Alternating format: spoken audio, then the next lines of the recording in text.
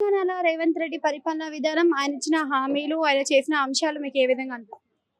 ఇప్పటికైతే బాగానే చేస్తుంది కదా. ఇచ్చిన హామీలు కొన్ని ఉండయి.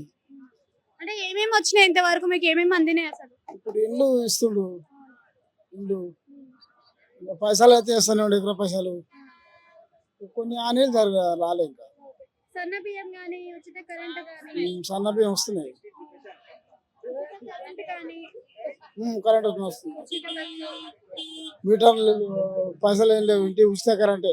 500 రూపాయలు గ్యాస్ కూడా వస్తుందా? ఇంకా కాలే మరి, 500 గ్యాస్ కాలే అని చెప్పి. కేసీఆర్ కి రేవంత్ రెడ్డికి తేడా అంటే ఏం చెప్తారు? తేడా అంటే ఆయన ఇచ్చిన ఈయన ఇస్తుండు, ఈయన ఇచ్చిన ఆయన కొత్త ఏంది లేదు. కానీ ఒక ఇందిరమ్మ ఇల్లు ఇస్తుండు కేసీఆర్ కన్నా. ఇందిరమ్మ ఇండ్లు కూడా అందరికి అందుతలేయాలంటున్నారు. అందరికి అందుతలేవు మరి, కొన్ని వచ్చినాయి అన్నట్టు, అందరికి అందుతలేవు. మరి అందరికి అందనప్పుడు ఆ పథకం ఎందుకు అమల్లోకి వచ్చింది అని చెప్తున్నారు మీరు? అవి వచ్చిన వాళ్ళు వచ్చిందని చెప్తారు కదా, రానోళ్ళు రాలేదని చెప్తారు. రాలేదు, అవతల వచ్చి 3-4 వచ్చినాయి కదా. ఊళ్ళో 3-4 ఇళ్ళు వచ్చే, నా ఒక్కరికి రాకుండా కానీ అవతల 10 ఇళ్ళు వచ్చినాయి అనుకో.